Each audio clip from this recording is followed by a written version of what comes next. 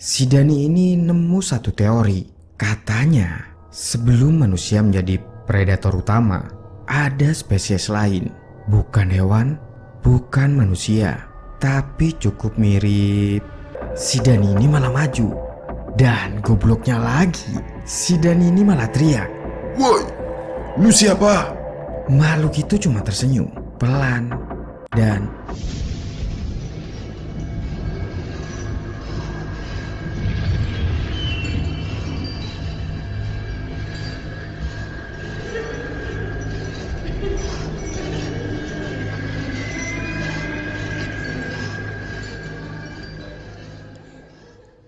ketakutan terbesar manusia bukan diciptain dari film horor, tapi diwarisin dari nenek moyang yang selamat. Cuy, gue mau nanya sesuatu nih. Kenapa ya semua sosok hantu ataupun monster mukanya tuh mirip? Bener nggak? Wajah yang pucat, mata hitam cekung, dan senyumnya itu lebar. Dan anehnya lagi cuy, begitu lihat bentuk kayak gitu itu, kita itu langsung ngerasa takut. Padahal kan kita belum pernah lihat sebelumnya ya. Dan cerita kali ini bukan soal hantu biasa. Ini soal sesuatu yang mungkin udah dibenci manusia jauh sebelum sejarah dimulai. Waktu itu udah jam 1 malam. Dan lu tahu kan, suasana kota Jogja kalau udah lewat tengah malam, anginnya tuh kerasa lebih dingin. Jalanan udah pasti mulai kosong. Dan warung kopi atau angkringan di sana pasti tinggal sisa-sisa orang yang kerjanya tuh freelance atau mahasiswa-mahasiswa yang lagi asik nongkrong. Nah, malam itu cuy, gue dan beberapa teman gue lagi nongkrong di daerah Kaliurang. Dan ada satu teman gue, ya sebut aja namanya Dani. Biasanya, ini anak paling rame, paling goblok, dan paling suka ketawa gak jelas. Tapi malam itu beda. Dia cuman diem, cuman sambil ngerokok dan ngeliatin jalan. Waktu itu, gue sempat godain si Dani ini. Kenapa lu? Baru diputusin? Ngedenger pertanyaan dari gue, waktu itu dia gak ketawa. Dia itu cuman ngejawab pelan. Lu pernah mikir gak? Kenapa semua hantu atau monster tuh mukanya mirip? Hah? Bentar. Iya lagi. Emang kenapa ya? Serius nih, alien, kuntilanak, pocong, sampai makhluk paling kuno sekalipun, semuanya tuh punya pola wajah yang sama. Mukanya pucat, mata hitam cekung, mulut panjang, dan giginya tajam. Dan kenapa manusia langsung takut ngelihat bentuk kayak gitu?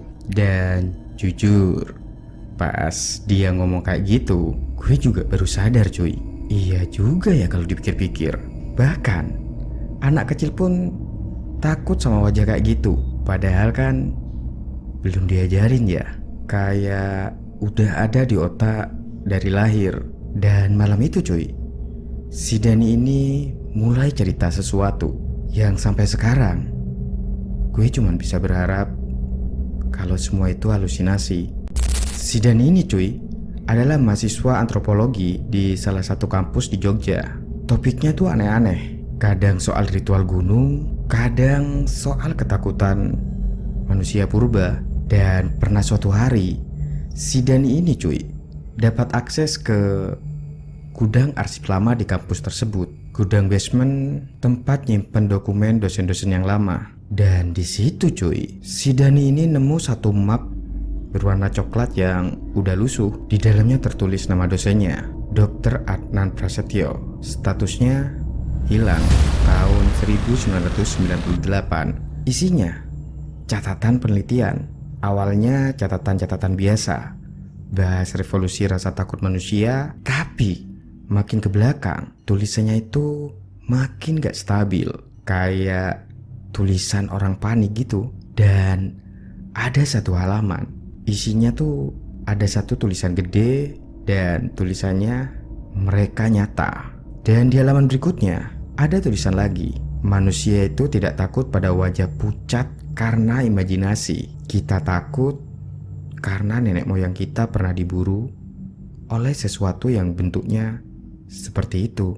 Ada sebuah gambar, tepatnya sketsa wajah, kurus, kepala lonjong, mata hitam yang cekung, dan mulutnya sobek panjang sampai ke pipi. Si Dani ini bilang, pas dia ngelihat gambar itu, badannya tuh langsung merinding cuy. Kayak insting tubuhnya tuh bilang, jangan dilihat. Tapi anehnya, dia nggak bisa berhenti buat ngeliat. Dan malam harinya setelah baca arsip itu, si Dani ini ngalamin sebuah mimpi yang menurut Dani itu aneh. Di dalam mimpinya, si Dani ini sudah ada di hutan yang gelap. Dan anehnya, hutan itu tuh sunyi banget cuy. Gak ada suara hewan ataupun serangga, gak ada suara angin. Dan tiba-tiba di antara pohon-pohon di hutan tersebut ada sesuatu yang berdiri, tinggi, pucat, dan mukanya itu terlalu panjang kalau buat manusia. Dan matanya hitam dan kosong. Makhluk itu gak gerak cuy. Makhluk itu cuman ngeliatin si Dani. Tapi yang paling bikin horor, Dani tuh ngerasa dia kenal dengan wajah itu. Kayak otaknya tuh pernah ngeliat wajah itu jauh sebelum dia lahir. Dan kemudian si Dani ini terbangun. Dan begitu dia ngeliat jam dinding di kamarnya, jam waktu itu nunjukin jam 3 pagi. Dan begitu si Dani ini ngeliat ke jendela kamar kosnya, di kaca jendela kamar kosnya itu ada sebuah bekas tangan. Dan bekas tangan itu dari luar. Padahal cuy, kamar kos si Dani ini adanya di lantai 3. Sejak si Dani membuka arsip lama tersebut cuy, banyak hal-hal aneh mulai terjadi. Ada ibu-ibu angkringan yang bilang kalau dia itu ngeliat orang yang putih dan tinggi berdiri di ujung jalan. Dan tukang parkir kampus pun sampai-sampai dia itu berhenti mendadak. Katanya sih, tiap malam itu ada kepala pucat ngintip dari pohon. Terus ada satu mahasiswa yang hilang, sebut saja namanya Fikri. Dan si Fikri ini cuy adalah teman satu tim riset si Dani. Dan sebelum si Fikri ini hilang, dia itu sempat ngirim voice note ke Dani. Isi voice note dari si Fikri ini awalnya terdengar suara nafas yang panik dan sama satu kalimat, Jangan lihat matanya. Setelah itu cuy, si Fikri ini hilang. Polisi pun akhirnya mulai melakukan penyelidikan. Polisi mulai mencari-cari, namun gak pernah ketemu.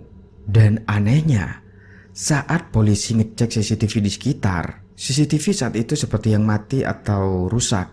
Jadi gak ada rekaman pada waktu si Fikri itu menghilang. Kayak semacam CCTV-nya tuh sengaja dimatiin. Setelah kejadian hilangnya si Fikri, si Dani ini makin obsesif. Dia itu begadang tiap malam, nyari jurnal, nyari pola, sampai pada akhirnya si Dani ini nemu satu teori. Katanya sebelum manusia menjadi predator utama, ada spesies lain. Bukan hewan, bukan manusia, tapi cukup mirip buat berburu manusia purba. Mereka itu munculnya pada malam hari. Kulit mereka berwarna pucat karena mereka itu hidup tanpa sinar matahari. Matanya tuh hitam, besar, bulat, ya buat ngelihat kegelapan. Mulutnya panjang, penuh gigi tipis buat nyabik-nyabik daging buruan mereka. Dan manusia selamat karena satu hal, yaitu rasa takut. Dan insting trauma itu diwarisin ke ribuan generasi. Makanya cuy, sampai sekarang itu wajah mereka tuh masih bikin otak manusia panik. Ya bukan karena film horor, tapi karena dulu hal itu nyata.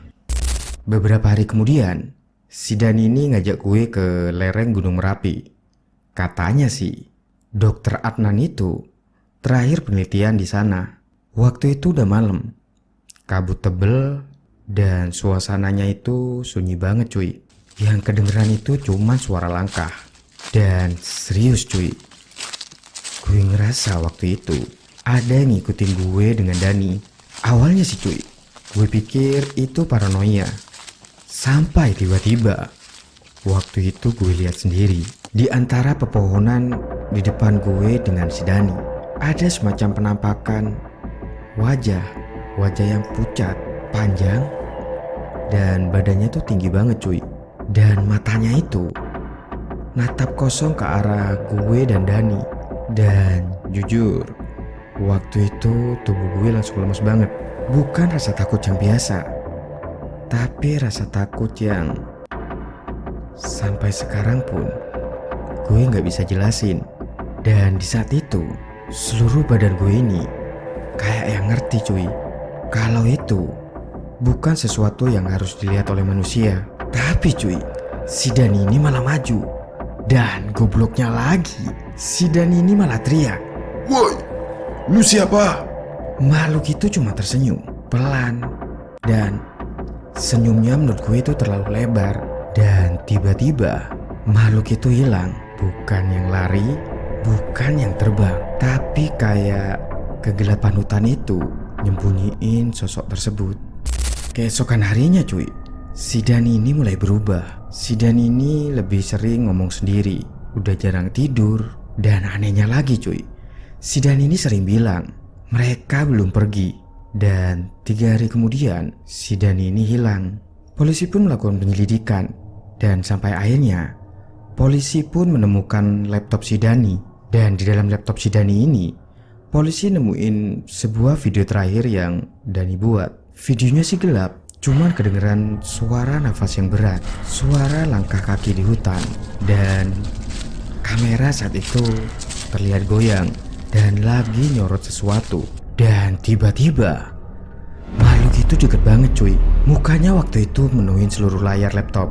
Dan buat beberapa detik sosok itu cuma ngeliatin kamera. Dan tiba-tiba mulutnya itu kebuka perlahan, dan bahkan terlalu panjang. Dan sebelum video mati, terdengar suara Dani yang nangis. Ya Tuhan, mereka masih ada. Dan tiba-tiba videonya gelap. Setelah kejadian itu, gue gak pernah lagi ketemu dengan si Dani. Dan polisi pun nutup kasusnya. Katanya si Dani ini hilang biasa. Tapi ada satu hal yang gak akan pernah gue lupain. Malam terakhir sebelum si Dani ini hilang, Dani itu ngomong gini ke gue. "Lu tahu nggak kenapa manusia itu bikin hantu atau monster yang mukanya tuh sama terus? Ya karena otak kita lagi berusaha ngingetin sesuatu." Dan sejak malam itu, gue pun mulai sadar. Kadang di jalan sepi atau di kaca jendela di saat malam hari, gue itu kadang ngeliat sosok yang tinggi, pucat, sedang berdiri jauh di depan sana.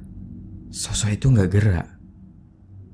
Dia itu cuma ngeliatin, kayak lagi nunggu, kayak lagi mastiin apakah manusia masih ingat sama mereka. Jadi, kalau suatu malam lu ngerasa ada yang merhatiin lu dari gelap, please, jangan langsung nengok ya. Karena mungkin insting rasa takut lo itu lagi nyelamatin hidup lo. Dan hati-hati ya di luar sana. Kadang ketakutan manusia bukan diciptain, tapi diwarisin. Dan mungkin ada alasan kenapa manusia takut dengan gelap. Yap, dan itu tadi cuy adalah adaptasi cerita dari salah satu cerita creepypasta dengan judul Just Be Careful Out There. Sebelum berpisah, jangan lupa like dan share video ini. Dan jangan lupa juga klik tombol subscribe dan lonceng notifikasinya agar tidak ketinggalan video-video selanjutnya. Gue Mo, see you next time and peace out. Shadows crawl where the light can't stay. Breathless echoes in the void they